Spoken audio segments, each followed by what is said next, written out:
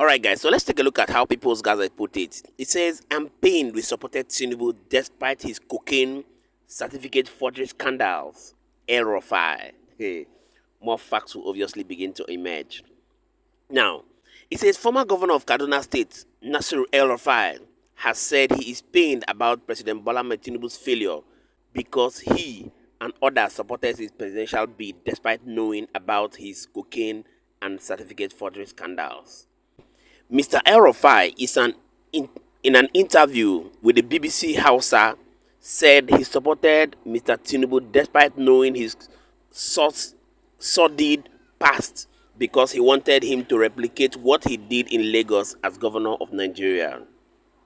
What pains me is that the governor we supported and had confidence in would do well because we saw that Tinubu did what Tinubu did in Lagos despite his challenges, Elrufai said in the interview published on Saturday, making reference to Mr. Tinubu's involvement in cocaine trafficking and certificate forgery.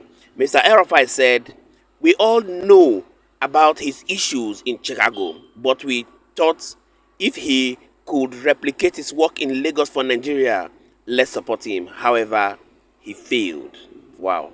Regrets have started coming in just 2 years into the government.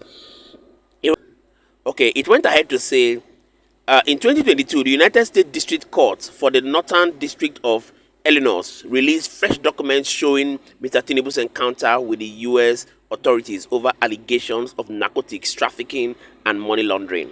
Similarly, Mr. Tinubu's Chicago State University certificate forgery scandal made the rounds as opposition candidate Atiku Abubakar approached the court to compel CSU to release Mr. Tinubu's academic record.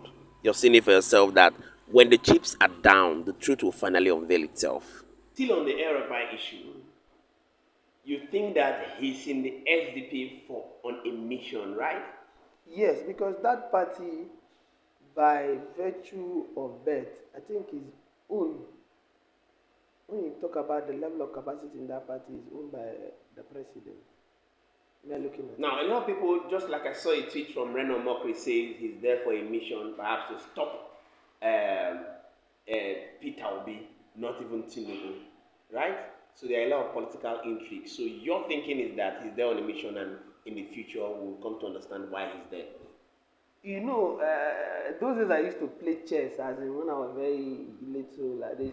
When I push a pawn, I want to see the reaction of the opposite officer. So within the Northern Empire, Okay. there's a push. And you think they want to use Elrufai as There'll be a reaction. The reaction will come in no distance time. Okay. There'll be a reaction. It's a parable. We are not letting the cat out of the bag for now. Elrufai, he went on a visit. He met with the former president, did 1 or 2 consultations, and said bye-bye to APC. And but don't forget that news come up that the president said no, him himself is still in APC. Yes. So they knew he's still in APC. So why telling us you're still in APC? Has he ever said he has? Somebody came and visited, said, Daddy, I'm leaving, I'm moving to so place. Nobody asked you whether you're still in APC. We knew you're there.